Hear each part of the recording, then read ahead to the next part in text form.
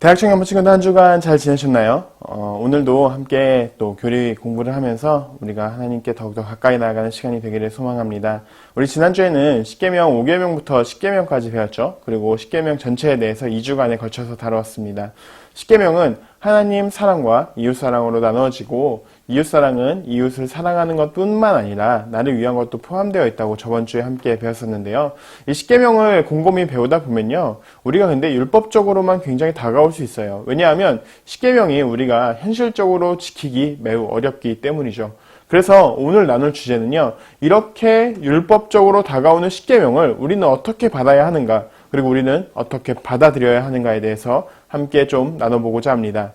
그래서 오늘은 예수님께서 우리에게 어떤 은혜의 방편들, 또 어떤 은혜의 방법들을 주셨는지 함께 살펴보고자 합니다. 오늘 본문을 나가기 앞서서 이런 질문들을 가질 수 있는데요. 사실 우리가 십계명을 다 지키기는 굉장히 어렵잖아요. 그러면 이 십계명은 우리에게 무의미한 계명이 아닐까요? 또 어떤 죄는 크고 어떤 죄는 다른데 이런 죄와 크기를 우리는 어떻게 판단해야 될까요? 마지막으로 회개는 지난 부분에 다뤘었죠. 근데 왜 우리는 또 배워야 할까요? 우리 함께 이 부분들 살펴볼 건데요. 우리 웨스트민스터 요리문답 함께 보고 오시죠.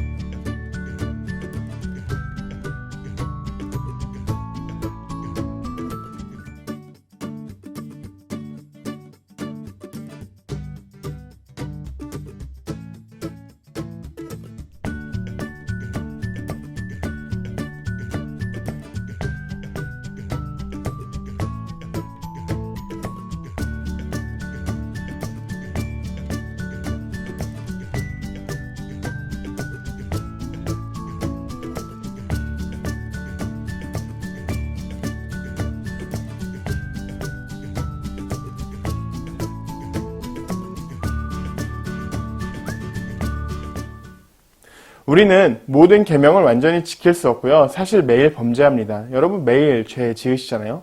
그러면 지키지도 못하는 계명은 우리와 전혀 상관이 없는 게 아닐까요? 여러분들이 그런 법을 세웠는데 법을 지키지 못하면 그런 게 나와 무슨 의미가 있을까요? 그런데 우리와 전혀 상관이 없다고 생각할 수 있을지만 사실 그렇지 않아요. 우리가 지킬 수 없기 때문에 우리는 하나님께 더욱더 감사할 수 있는 거죠. 이게 뭔 역설이냐고요? 이게 뭔 말도 안 되는 소리냐고요? 우리가 계명을 잘 지키면 내가 지켰다라는 교만함이 우리에게 올 수 있어요. 그러나 우리가 지킬 수 없기 때문에요. 우리는 하나님을 더욱더 의지할 수밖에 없는 거죠. 이게 기독교의 놀라운 신비입니다. 계명이 있기 때문에요. 사실 우리는 죄를 짓게 돼요.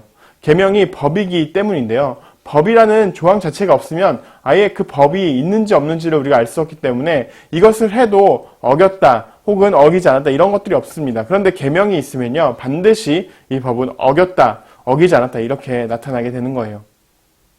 사실 1부에서 이 죄의 문제를 우리는 이미 다루었어요. 그런데 여기서 또 죄의 문제를 다루게 돼요.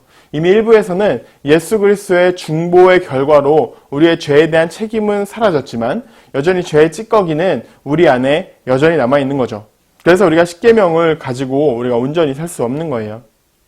그런데 또다시 하나님은 죄의 문제를 꺼내 드는 게요, 우리를 괴롭히려고 하는 게 아니에요. 우리의 죄의 찌꺼기가 남아있어서 우리가 인생을 잘못 살았다던가 우리가 잘못했다 이런 것들을 하나님이 지적하려고 하는 게 아니에요. 하나님은 이 죄를 역시 우리만큼이나 싫어하세요. 그런데 계명이 있기 때문에 이 죄에 대해서 한 번 더 다루게 되는 거예요. 소요리 문답은 이 은혜를 통해서 괴로웠던 마음을 바꾸고 격려하고 위로하는 동시에 우리가 다시 법을 지킬 수 있도록 새로운 힘을 우리에게 줍니다. 하나님은 세상을 창조하실 때요, 법을 지키는 능력을 주셨어요. 여러분, 에덴 동산에서 하나님께서 아담에게 뭐라고 하셨죠? 선악과만 따먹지 말라고 이야기를 하셨죠. 그러나 인간은 이 죄에 불순종하면서요, 이 법을 지킬 수 없게 되었어요. 그러나 하나님의 법은 여전히 유효합니다. 우리가 법을 지키지 않더라도, 우리가 법을 모른다 하더라도요, 하나님의 법은 여전히 유효해요. 하나님은 작은 죄도 싫어하시죠.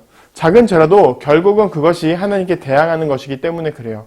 여러분, 큰 비커에다가 검은 먹물 하나 떨어뜨리면 이 물은 깨끗한 물일까요? 아니겠죠. 마찬가지예요. 하나님을 대적하는 것, 이것은 큰 죄와 작은 죄에 상관없이 작은 죄라도 하나님을 대적하게 되는 거예요. 그러나 예수 그리스도의 은혜로 인해서 이 문제를 해결받을 수 있게 되는 거죠. 대가를 받겠지만 이 죄가 드러나는 동시에 해결을 받게 되는 것입니다.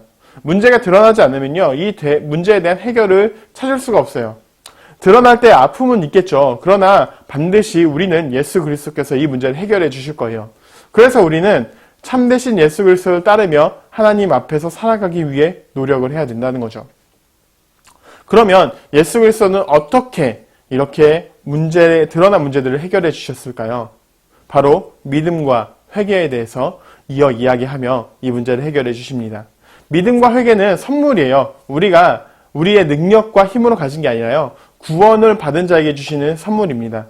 믿음과 회개를 죄에서 구원받기 위한 의무로 이야기하는 게 아니라 십계명을 배운 후에 알려주는 것은 이것을 우리가 회개해서 믿어서가 아니라 성령의 사역으로 우리가 믿음을 가질 수 있게 되고 또 회개를 할 수 있기 때문이죠. 그리고 구원의 은혜를 나누게 되는데요. 구원의 은혜는 믿음, 회개, 그리고 외적인 수단, 이렇게 세 가지로 나누어 볼 수 있습니다. 그럼 믿음은 무엇일까요? 믿음은 구원의 은혜입니다. 회개 역시도 구원의 은혜예요. 그런데 약간 다른 점이 있는데, 믿음은 예수 그리스도를 영접하고 의지하여서 예수께서 복음 안에서 우리에게 제시하시는 구원을 얻게 되는 겁니다. 그리고 회개는 내 죄를 괴로워하고 미워하면서 죄에서 돌이켜 하나님을 향하는 것입니다. 방향을 돌리는 거예요. 이를 통해서 우리가 새롭게 순종하게 되는 거예요. 믿음과 회개는 모두 구원의 은혜죠. 그러나 약간 구체적인 내용은 약간 다르다고 볼 수 있습니다. 이 마지막에 외적인 수단에 대해서 이야기하는데요. 구체적으로는 성례, 그리고 기도, 이런 것들을 통해서 설명을 이어갑니다. 신앙은 외적으로 드러나는 부분이자 은혜의 수단을 설명하는 것을 보여줘요.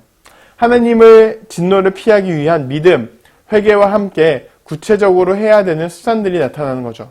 이 안에 믿음과 회개도 있습니다. 그런데 믿음과 회개는 여러분 눈에 보이지 않아요. 여러분들의 믿음이 얼마나 큰지, 여러분들이 회개를 얼마나 했는지 눈에 보이지 않습니다. 그래서 눈에 보이는 수단으로 하나님께서 우리에게 허락하셨는데 그것이 바로 말씀과 성례, 기도입니다. 은혜가 되고 이게 공적인 수단이 되는 거예요. 그래서 그리스도의 모든 사역과 은혜는 바로 말씀과 성례, 기도를 통해서 우리에게 전달됩니다.